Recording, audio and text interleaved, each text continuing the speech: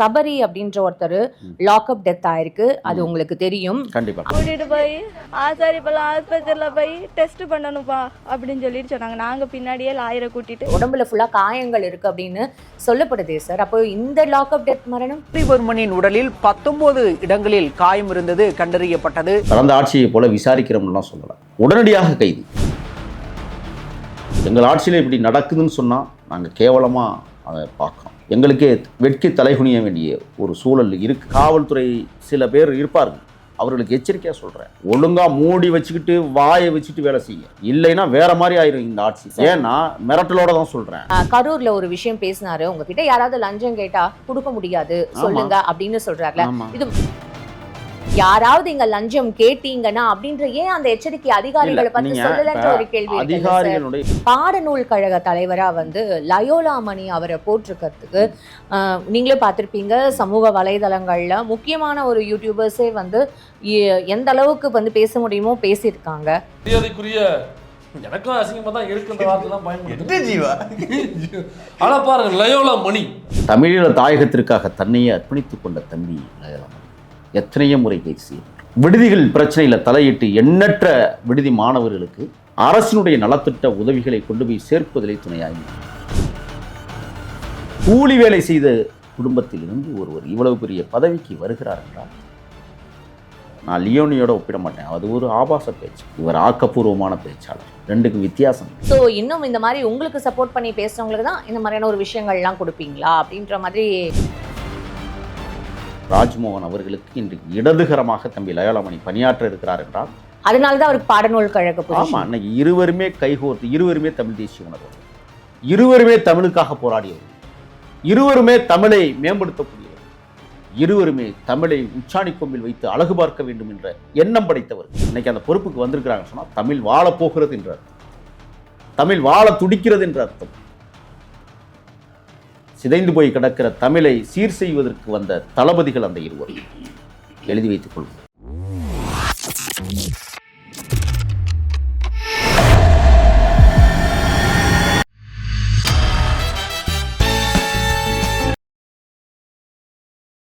PPT cinema நேயர்கள் அனைவருக்கும் வணக்கம். இன்னைக்கு நம்மளோட தாவேகாவோட மாநில செய்தி தொடர்பாளர் முகில் அவர் தான் இணைஞ்சிருக்கார. நிகழ்ச்சிக்கு போகலாம். சார் வணக்கம். சார் வணக்கம்மா. சபரி அப்படின்ற ஒருத்தர் லாக்அப் டெத் ஆயிருக்கு. அது உங்களுக்கு தெரியும். கண்டிப்பா. அது பத்தி இப்ப எல்லாருமே பேசுறாங்க.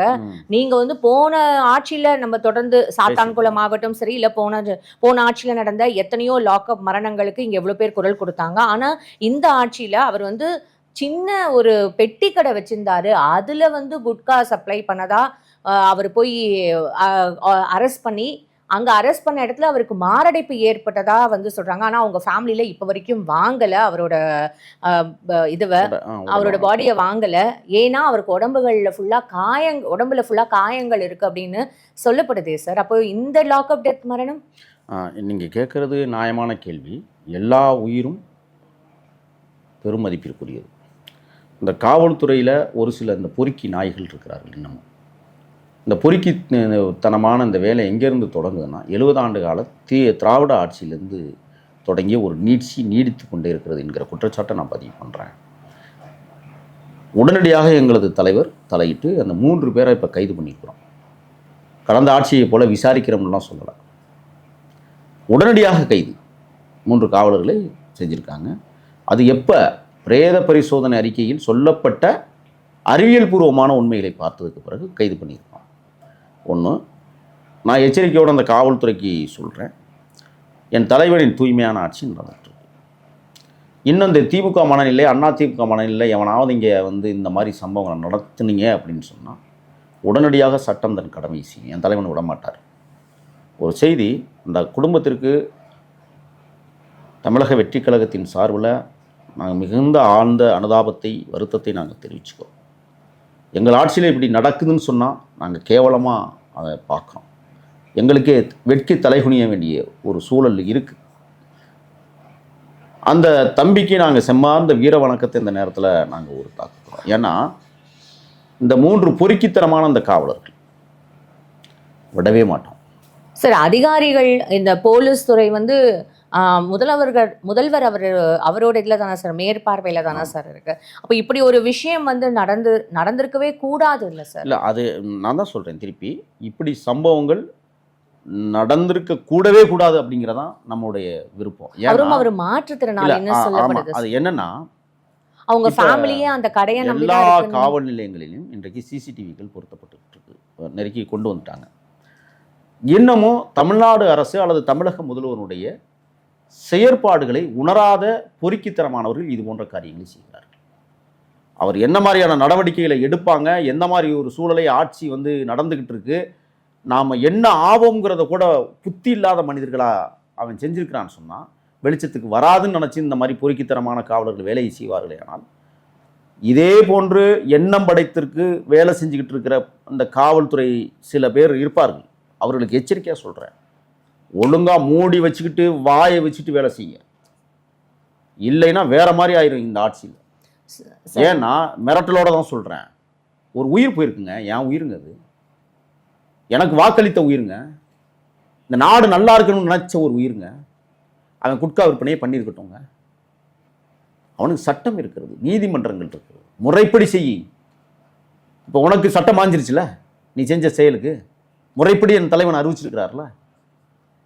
ஏன்னா இன்னும் காவல்துறை ஒரு சில பேர் ரவுடிகளாகவே வாழ்கிறார். நான் குற்றச்சாட்டை வைக்கிறேன், மாற்றிக்கொள்ளுங்கள். இதே வந்து இன்னொரு ஊர்ல தாவேக்கா அவங்க வந்து இந்த குட்கா விற்பனை பண்ணியிருக்காங்க. அவங்கள வந்து மரியாதையா வீட்டுக்கு அனுப்பி வச்ச மாதிரியும், இந்த இடத்துல வெறும் அந்த ஒரு பெட்டி கடையில எவ்வளவு குட்கா விற்பனை பண்ணிட முடியும் அப்படின்ற ஒரு கம்பாரிசன் தமிழ்நாடு முழுக்கவே இன்றைக்கு போதைப் பொருள்களை தடுத்துருக்கிறோம்.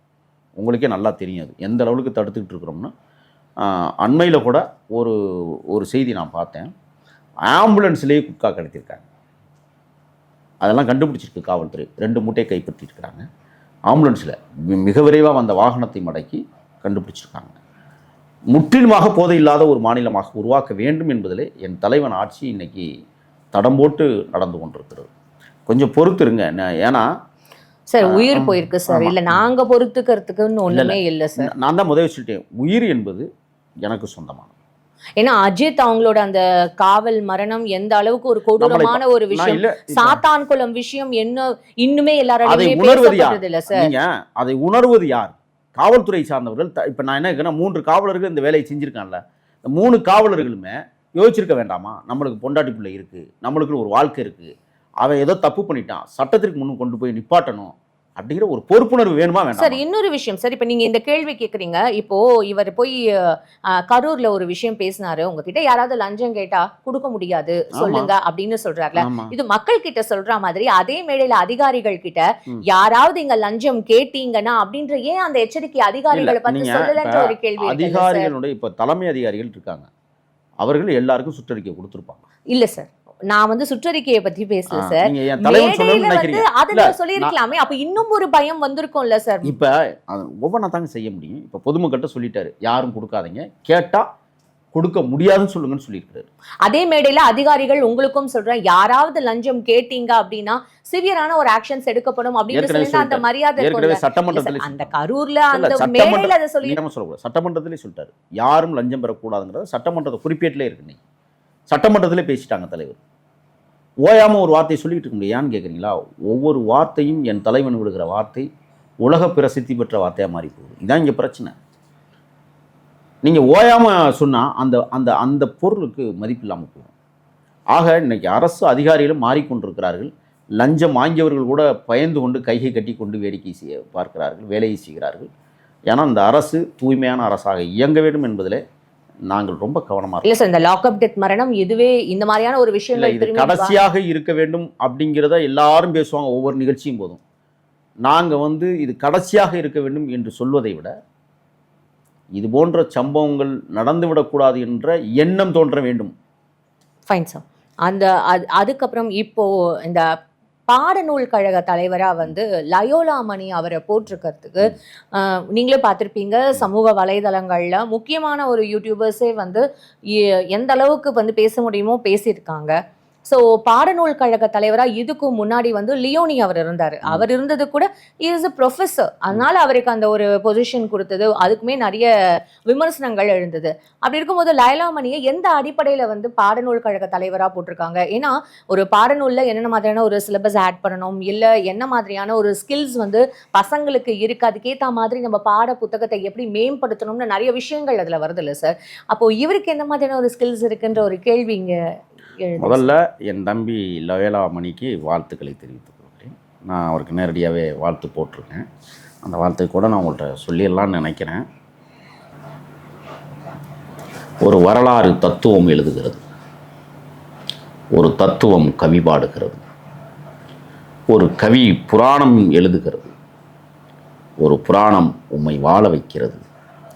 திருக்குறளாய் தவிக்காத தமிழாய் உங்கள் பணி சிறக்க வாழ்த்துகிறேன். இது நான் போட்ட பதிவு. என் தம்பி உடனே ஒரு இதயத்தை போட்டு அனுப்பிச்சிட்டார். இந்த லயோலா மணி என்கிற என்னுடைய இளவல் முதல்ல நேற்று அவர் பதவியில் உட்காரும்போது கையெழுத்து போட்டார். பார்த்தீங்களா? தான் பார்த்தீங்களா? ஆனால் லயோலாமணின்னு போட்டார் தமிழில். தம்பி லயோலாமணி, இளவல் லயோலாமணி என்னோட 10 வருஷத்துக்கு இளமை. அவருக்கு அந்த பதவி இன்னைக்கு கிடைத்திருக்கிறது என்றால் மகிழ்ந்து கொண்டாட வேண்டும். ஏன்னு தெரியுமா? என் தலைவனையும் அவன் தலைவனாக ஏற்றான்.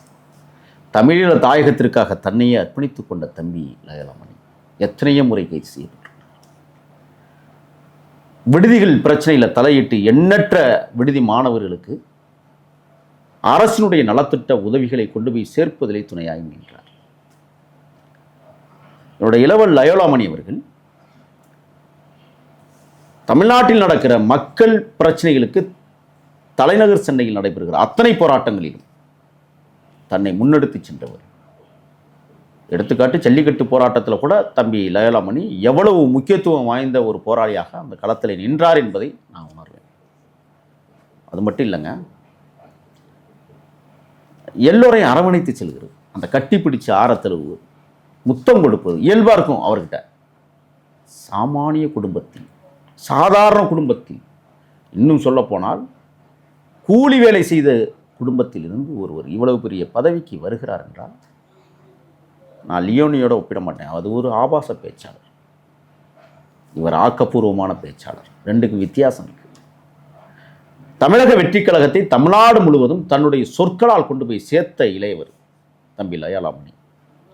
அவருக்கு இன்னைக்கு பாடநூல் நிறுவன கழக தலைவராக இருக்கிறார் என்றால் மிக சாதுரியமாக அவர் நேற்றே சொல்லிட்டார். என்ன சொன்னார்? செயல் மட்டுமே எனக்கு பிடிக்கும் என்று என் தலைவனுடைய வார்த்தையை நிறைவேற்றுவதற்கு நான் செயலில் மட்டும்தான் காட்டுவேன்னு சொல்லிட்டார். பேச போகிறதில்ல அப்படின்ட்டார். துடிப்பான ஒரு இளைஞர் அந்த அந்த அந்த இடத்துக்கு வருகிறார் என்றால் பாராட்ட மனம் இல்லாதவர்கள். நான் கேட்குறேன், சில பேர் கத்துனான், ஒரு 2 பேர் சார். அப்படி நீங்கள் சொல்கிறது ஓகே, ஆனால் அவரை விட திறமைசாலிகள் இன்னும் அந்த கட்சியில் இருக்கிறதாகவும் அவங்களுக்கெல்லாம் இன்னும் என்ன மாதிரியான ஒரு விஷயங்கள் காத்துட்ருக்குன்னு தெரியல. ஏன்னா இவருக்கு பாடநூல் கழக தலைவர் கொடுத்துருக்கீங்க, நிறைய வாரியங்கள் இருக்குது. ஸோ இன்னும் இந்த மாதிரி உங்களுக்கு சப்போர்ட் பண்ணி பேசுகிறவங்களுக்கு தான் இந்த மாதிரியான ஒரு விஷயங்கள்லாம் கொடுப்பீங்களா அப்படின்ற மாதிரி? அப்படியெல்லாம் கிடையாது. அவர் ஏற்கனவே மக்கள் பணி செஞ்சவர், அதை மறந்துடக்கூடாதுன்னு திருப்பி சொல்ல வரேன். அவர் தமிழக வெற்றி கழகத்திற்கு பங்களித்ததை விட தமிழ்நாட்டு மக்களுக்கு பங்களித்தது தான் மிக அதிகம். அதனால தான் தமிழக வெற்றி கழகத்தில் இன்னைக்கு அவருக்கு ஒரு மிகப்பெரிய மாநில கொள்கை பரப்பு துணை செயலாளர் என்கிற பதவியை கொடுத்து அழகு பார்க்கிறார் என் தலைவன்.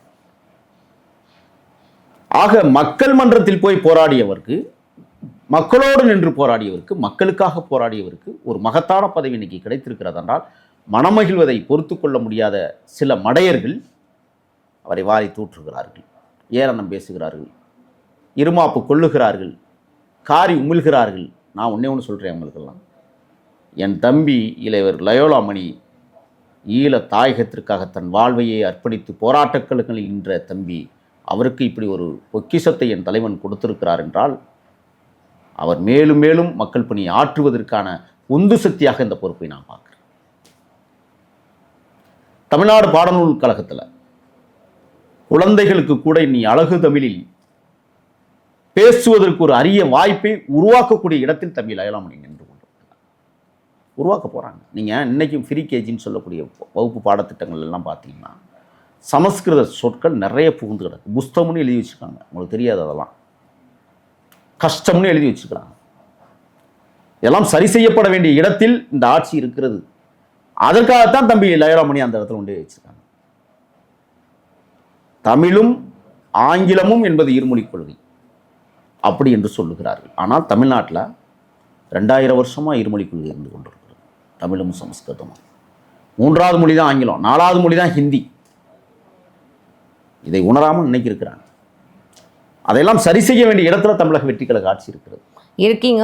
இப்போ இது லயலாமணி அவரோட விஷயத்தை அவர் கரெக்டாக ஒரு செய்தி இன்னொன்று சொல்கிறேன். என்னுடைய இளவல் பள்ளி கல்வித்துறை அமைச்சர் மரியாதைக்குரிய மாண்புமிகு சகோதரர் ராஜ்மோகன் அவர்களுக்கு இன்றைக்கு இடதுகரமாக தம்பி லயோலாமணி பணியாற்ற இருக்கிறார் என்றால் அதனால தான் அவருக்கு பாடநூல் கழக. ஆமாம், இன்னைக்கு இருவருமே கைகோர்த்து, இருவருமே தமிழ் தேசிய உணர்வாளர்கள், இருவருமே தமிழுக்காக போராடியவர்கள், இருவருமே தமிழை மேம்படுத்தக்கூடியவர்கள், இருவருமே தமிழை உச்சாணி கொம்பில் வைத்து அழகு பார்க்க வேண்டும் என்ற எண்ணம் படைத்தவர்கள்.